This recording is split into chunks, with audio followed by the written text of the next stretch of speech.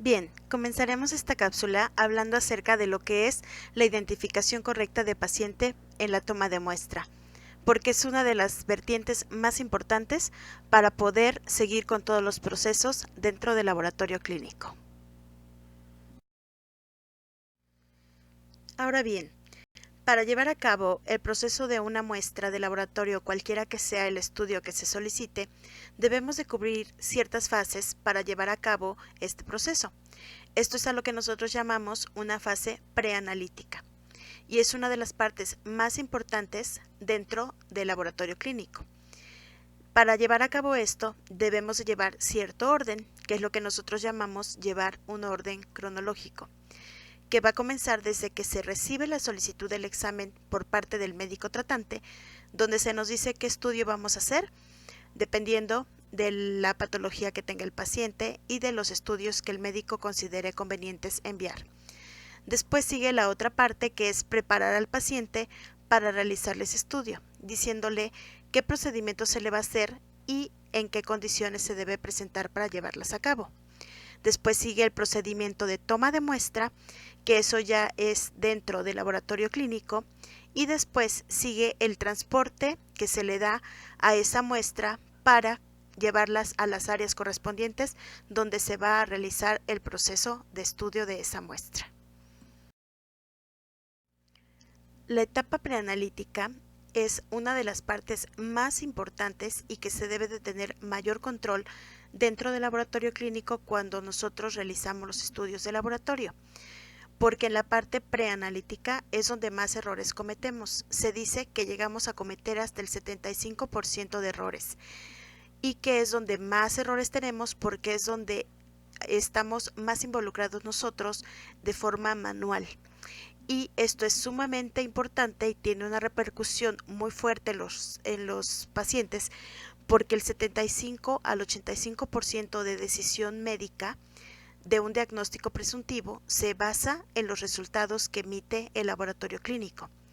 Tenemos que aquí pueden haber muchos errores y muchos factores involucrados. Unos están fuera de nuestro control, por ejemplo, la petición de los estudios de laboratorio, que tal vez no fueron los más convenientes de acuerdo a la patología que esté presentando el paciente. Eso nosotros no lo podemos controlar, eso es algo que dicta la parte médica. También, si estuvo mal hecha la historia clínica y los estudios que se solicitan no son en el momento los más adecuados, eso también está fuera de nuestro control, ya que no depende de nosotros. Pero hay indicaciones que sí, errores que sí cometemos nosotros en la parte del laboratorio, como podrían ser, por ejemplo, las indicaciones que se dan a los pacientes, que posiblemente el paciente no entendió lo que se le dijo o no entendió en qué condiciones se debe de presentar para su estudio en el laboratorio. A lo mejor tampoco entendió en qué condiciones debía presentarse. Entonces debemos de tener una persona capacitada para dar estas instrucciones a los pacientes y sobre todo decirlo de manera clara, de tal forma que el paciente entienda o se sienta con la confianza de decir no entendí, me puede repetir, y que la persona que está dando las instrucciones le diga entendió perfectamente en qué condiciones va a venir, y que aparte de que se le diga de forma verbal, también se le haga de forma escrita en su estudio, en su solicitud de estudios, para que el paciente después en su casa tranquilamente pueda volver a leer las instrucciones y no tenga ninguna duda de cómo, dónde y en qué condiciones se debe de presentar y el horario en el que se debe de presentar. Dentro del laboratorio clínico también podemos cometer varios errores y ahí pueden ser también muchos.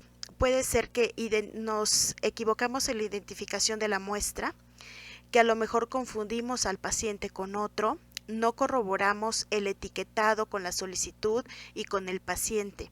Esto debe de corresponder todo bien.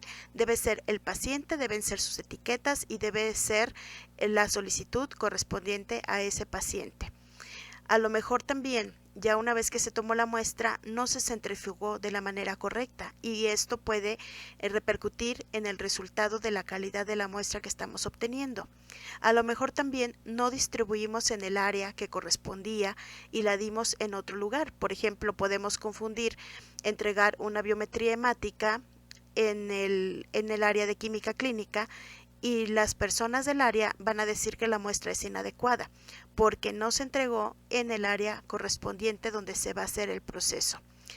Tal vez también puede pasar que el paciente muchas veces también miente y cuando llega a la toma de muestra nosotros le preguntamos, ¿usted lleva un ayuno? Y el paciente te dice que sí, aunque en realidad ya desayunó.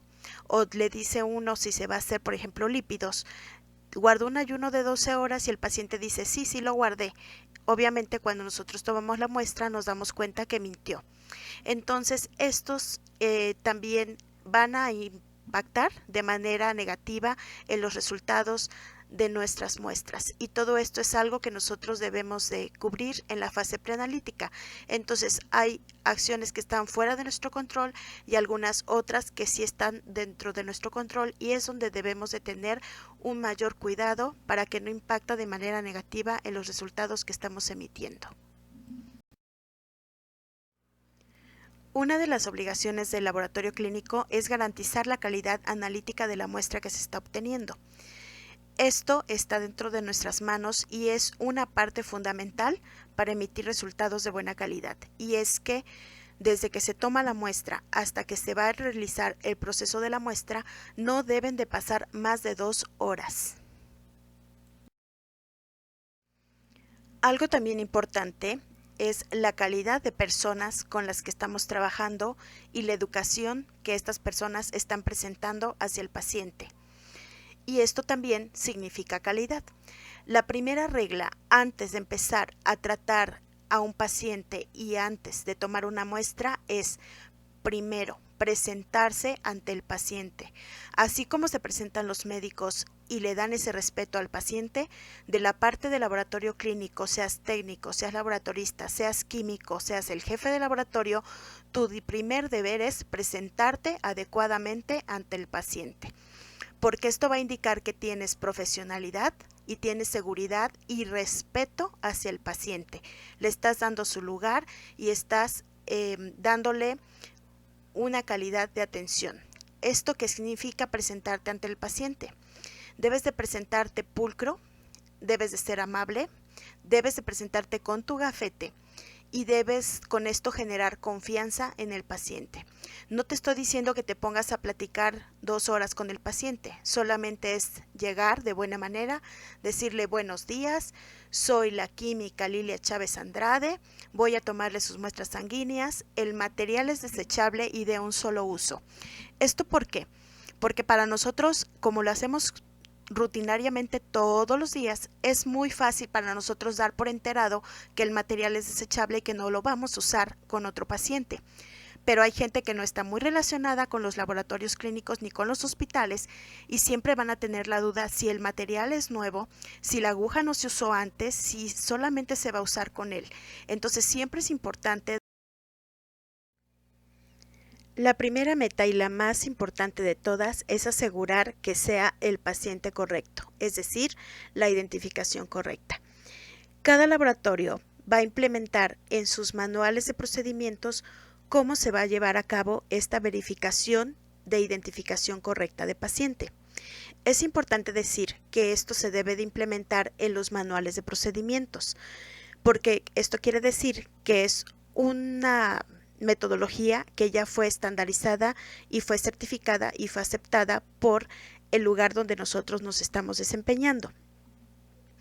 ¿Cómo se va a hacer? Dependiendo de en qué institución te desarrolles.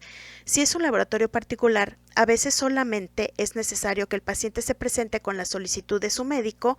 En algunos otros laboratorios, solamente con que el paciente se presente, se le puede realizar su estudio y no tenemos mayor problema en comprobar si es el paciente correcto o no.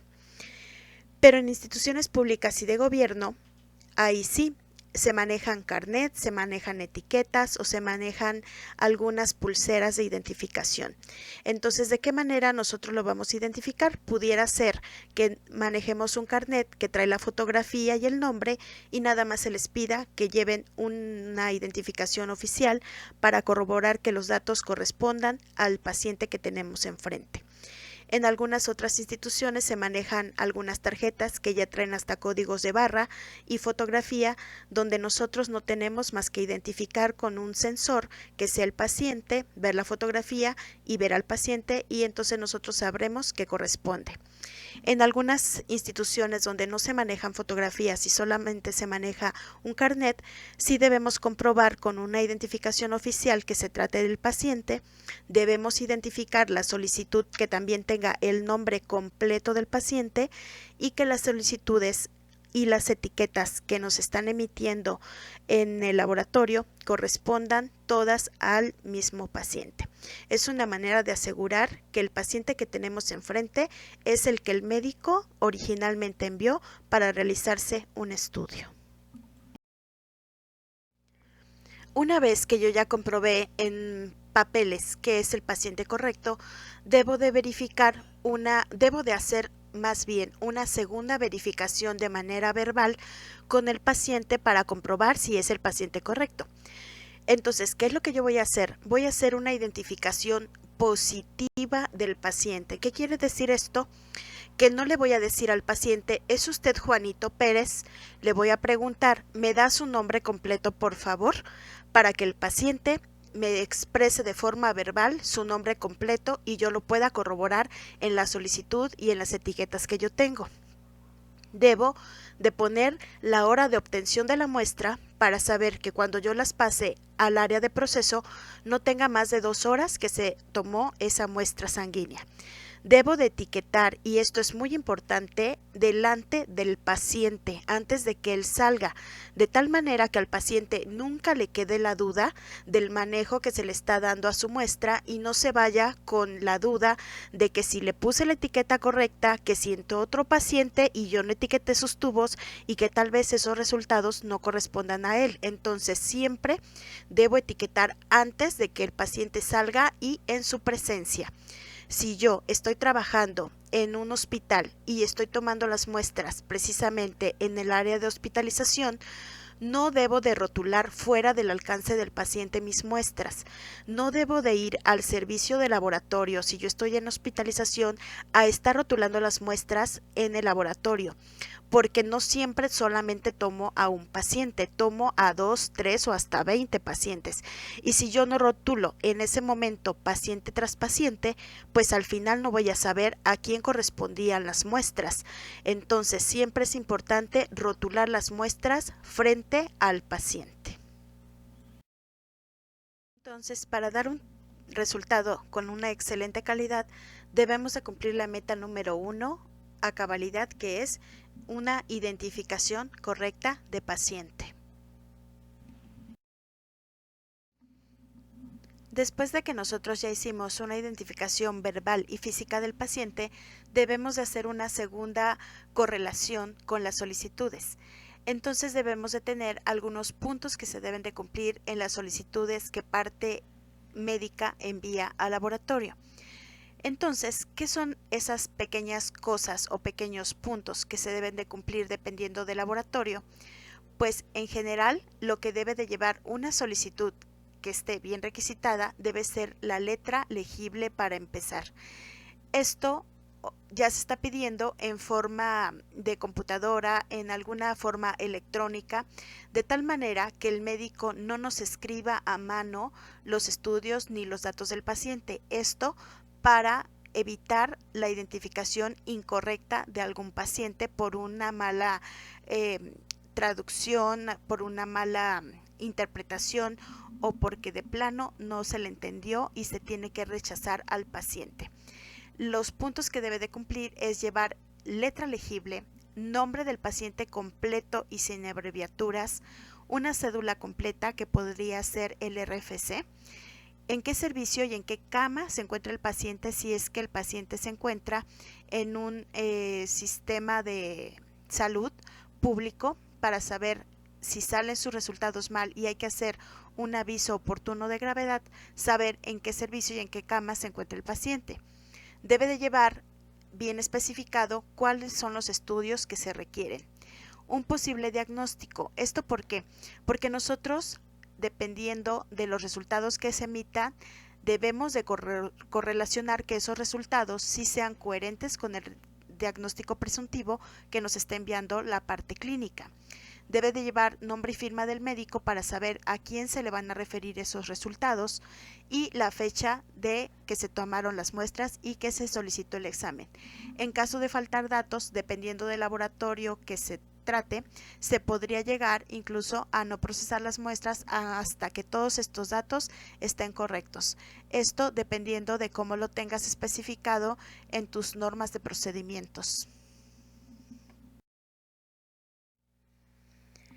Y ahora vamos a ver algunos ejemplos de algunas solicitudes que fueron realizadas de forma incorrecta y se tendrían que volver a realizar. Les hago la aclaración que en todas las solicitudes, en lo posible, se borró el nombre de los pacientes para guardar su privacidad. Este es un ejemplo de una solicitud que no nos pusieron edad, no nos pusieron sexo y no nos pusieron cama. Esto es importante saberlo porque de acuerdo a la edad y al sexo, nosotros vamos a emitir un reporte de resultados. Estos resultados van a llevar los intervalos de referencia biológica donde nosotros debemos de saber en qué estatus ponemos al paciente. Si no tenemos esos datos, nosotros podemos manejar diferentes intervalos de referencia biológica y no sabríamos a qué edad ni a qué sexo corresponden estos resultados. Además, si los resultados salieran alterados de acuerdo al diagnóstico presuntivo que tenemos, nosotros tenemos que informar a la parte médica y tenemos que avisar con el nombre completo del paciente y en qué cama se encuentra y en qué servicio está. Entonces, en este caso, nuestra solicitud le faltan datos y se tendrían que haber puesto. Les había dicho que una forma de identificar al paciente es el nombre completo y sin abreviaturas y una cédula completa o RFC. En este caso, por ejemplo, aquí pusieron el RFC, pero como nosotros trabajamos en una institución de gobierno, necesitamos dar de alta al paciente en un sistema especial para que salgan sus etiquetas de identificación. En este caso, nosotros ponemos en diagonal un número más, dos números más, que significan el tipo de afiliación que tiene, si es hijo, si es padre, si es madre, si es trabajador, si es esposo, esposa. Entonces, en este caso, nosotros nos faltarían esos dos datos que nos dijeran qué parentesco o qué tipo de afiliación tiene en el sistema. Sin este dato, pues no lo podemos ingresar al sistema y por lo tanto no saldrían las etiquetas de identificación. Entonces, en ese caso, se tiene que ir con el médico para que nos llene la solicitud de manera correcta. Y aquí llegamos a un punto muy importante, el diagnóstico en las solicitudes. ¿Qué es lo que pasa si a nosotros nos llega una solicitud sin un diagnóstico? Quiero comentarles que nosotros, antes de trabajar en un laboratorio clínico las muestras, damos mantenimiento a los equipos, damos limpiezas exhaustivas a los equipos y desinfección, metemos calibraciones y metemos controles. Con esto aseguramos que las muestras que se van a procesar durante el día estén en la mejor condición y con los resultados más óptimos. Pero, ¿qué es lo que pasa en el intervalo de que nosotros estamos trabajando? Que pudiera ser que se fuera la luz y esta corriente de luz fuera tan grande que de repente se nos descalibren los equipos o que el control se salga 1 o 2 puntos de donde debe de estar. Entonces, ¿qué es lo que pasa si nos llega una muestra sin diagnóstico o nos llega un paciente que aparentemente es sano, que nada más va por un check-up y de repente sus resultados nos salen muy mal, ¿no? Muy altos o muy bajos? Si nosotros no tenemos un diagnóstico presuntivo, pues nosotros no podemos trabajar a ciegas y liberar resultados patológicos a ciegas. Entonces tenemos que tener un diagnóstico presuntivo para nosotros saber si los resultados que nos están emitiendo los equipos y que nosotros vamos a validar y posteriormente a liberar son coherentes. Entonces, por eso es tan importante siempre que lleve un diagnóstico, porque nosotros antes de liberar debemos hacer una correlación clínica de esos resultados con el diagnóstico que supuestamente tiene el paciente. Si no lo tenemos, entonces no podemos liberar un resultado aberrante a ciegas. La primera meta internacional de seguridad del paciente es la identificación correcta. Si tenemos una letra ilegible, pues no podemos adivinar o suponer el nombre del paciente. En este caso, por ejemplo, ahí el médico nos escribe que la paciente se llama Lidia Angélica. Omití un apellido y dejé el otro. Dice Salazar. Entonces no le entendimos absolutamente nada. Teníamos la duda del nombre, acudimos al consultorio y le dijimos: doctor, por favor, en la parte de arriba, con su letra de domingos, pónganos el nombre correcto de la paciente. Entonces ya nos pasó a letra legible el nombre de la paciente, y aunque ustedes no lo crean, el nombre correcto de la paciente era Lidia Angélica. Omitimos un apellido y el otro es Salazar. Obviamente, si hacemos la comparación, pues nada que ver la letra de los domingos que está arriba con la letra que nos puso abajo. Entonces, ante una letra ilegible no se puede procesar la muestra. En un hospital, para vigilar la seguridad del paciente, también se maneja lo que es la comunicación efectiva verbal, donde yo tengo que dar un aviso de gravedad de un paciente de forma inmediata. En este caso, yo necesito en esta solicitud saber en qué cama se encuentra el paciente y en qué consultorio fue atendido o en qué sitio de hospitalización se encuentra el médico que está tratando a este paciente. Porque ante un aviso de gravedad yo tengo que dar aviso verbal y aparte me debe de firmar la bitácora donde fue reportado ese resultado que pudiera perjudicar al paciente con oportunidad. Entonces me tienen que tener las solicitudes una cama y consultorio, y en este caso me faltan. Entonces, si me saliera muy mal una muestra de un paciente, no tendría yo a quien avisar oportunamente. Pero como todo no puede ser tan malo, también tenemos los ejemplos de una solicitud bien requisitada. En este caso tenemos una solicitud bien requisitada. Viene en la parte de arriba el hospital en el que se encuentra, a qué servicio fue enviada esta solicitud, si es de urgencias o de rutina. Viene el nombre del paciente, lo quité, pero venía nombre completo y sin abreviaturas. Viene la cédula completa, viene el tipo de afiliación que tiene ese paciente, la edad, el sexo, en qué cama se encuentra. Viene especificados qué estudios se requieren, haciendo un uso óptimo de los recursos, porque nos está pidiendo específicamente el estudio de acuerdo al diagnóstico presuntivo, que también nos lo pusieron. Viene la fecha en que se tomó la muestra y el médico que lo está enviando, y tenemos ahí el código de barras verificando la identificación correcta del paciente. Ya una vez que se revisaron todos esos datos de la identificación y las solicitudes, llega el punto en que las muestras se van a pasar a proceso.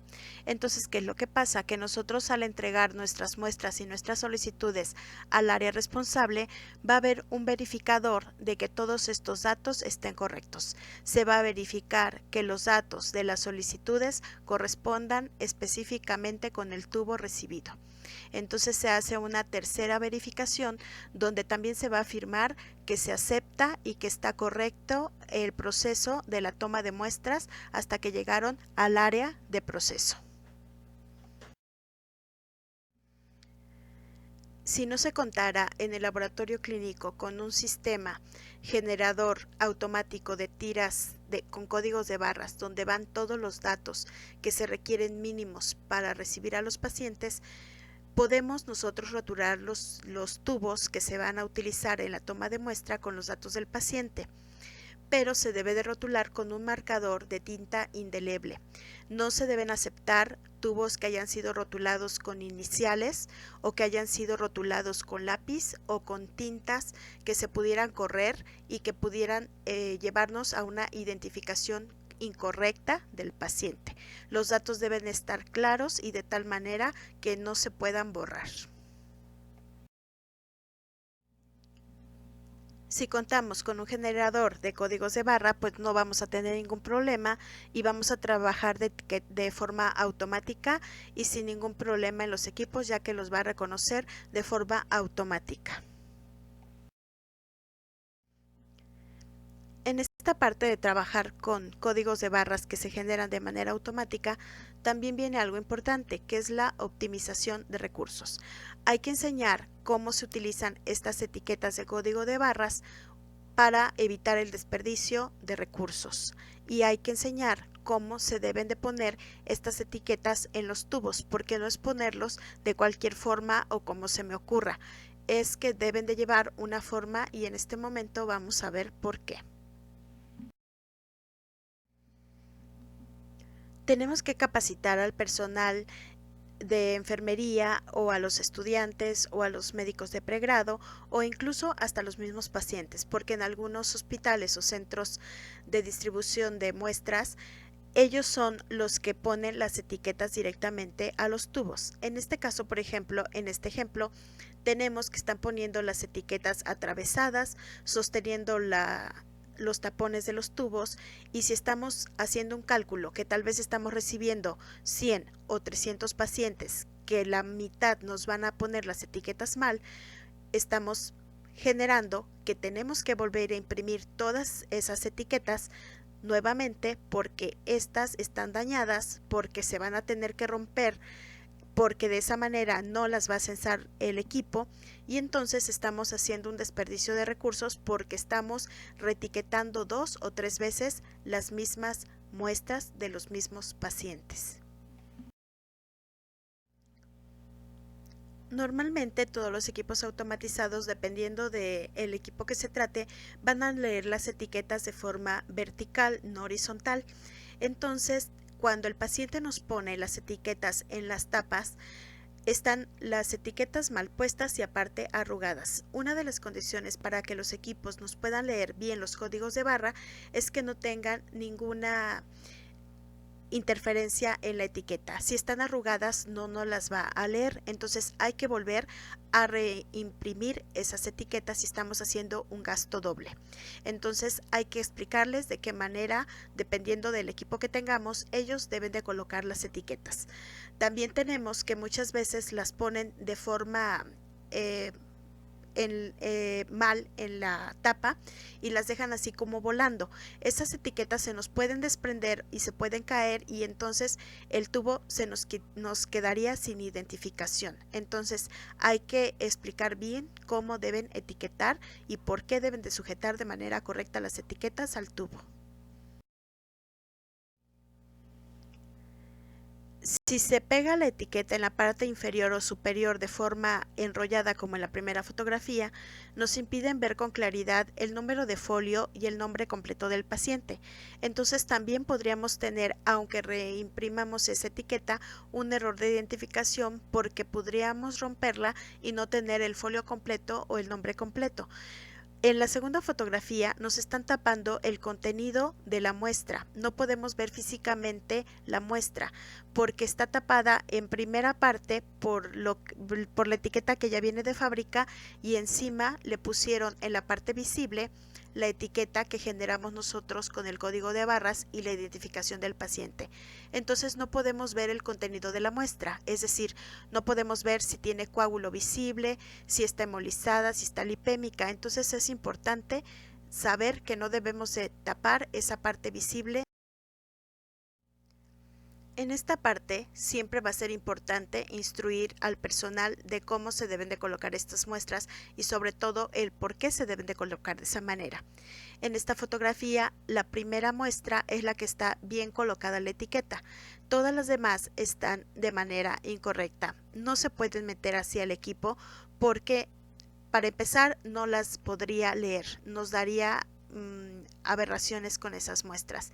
Y en segundo, esas etiquetas mal colocadas podrían dañar nuestros sistemas automáticos de los equipos. Entonces, podría causarnos también un daño mecánico. Entonces, por eso es importante siempre dar el por qué se deben de colocar esas muestras y cómo se deben de colocar.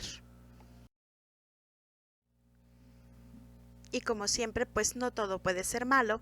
Finalmente, cuando se les dan las razones y se les enseña cómo, todos trabajemos de manera adecuada en favor del paciente.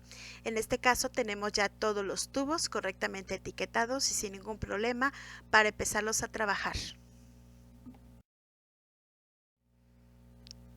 Las muestras y las etiquetas colocadas directamente y están listas para empezarse a trabajar sin dañar la parte mecánica de los equipos y sin tener interferencias con el lector de código de barras. ¿Y por qué es tan importante esta parte de la etiqueta? Porque un membrete en un tubo es una vida.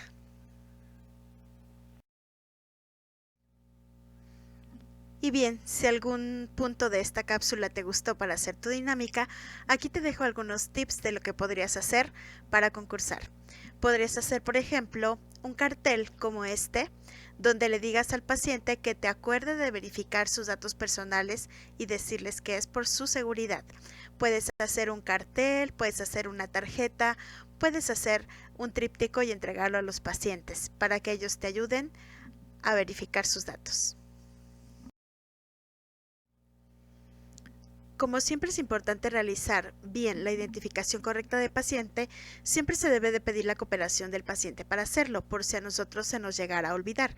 Podrías imprimir, por ejemplo, una imagen parecida a esta en la parte posterior de su solicitud de laboratorio y cuando se le dan las indicaciones verbales al paciente de en qué condiciones se debe de presentar al paciente, en la parte de atrás siempre le anotamos las condiciones en las que se debe de presentar al laboratorio por escrito.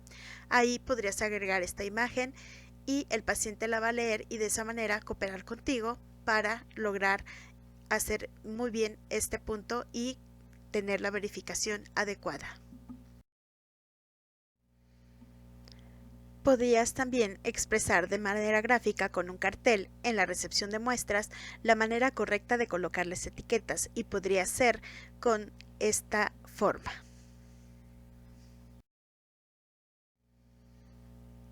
Una de las partes importantes también que vimos en esta cápsula es acerca de que te debes de presentar con el paciente de manera correcta y adecuada para generar esa confianza y esa vía de comunicación con él.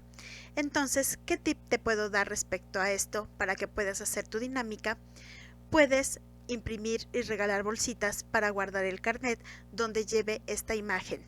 Puedes también hacer algunos separadores de libros o hacer unos cuadros con esta imagen y colocarlos en cada cubículo de la toma de muestra que esté visible para el paciente.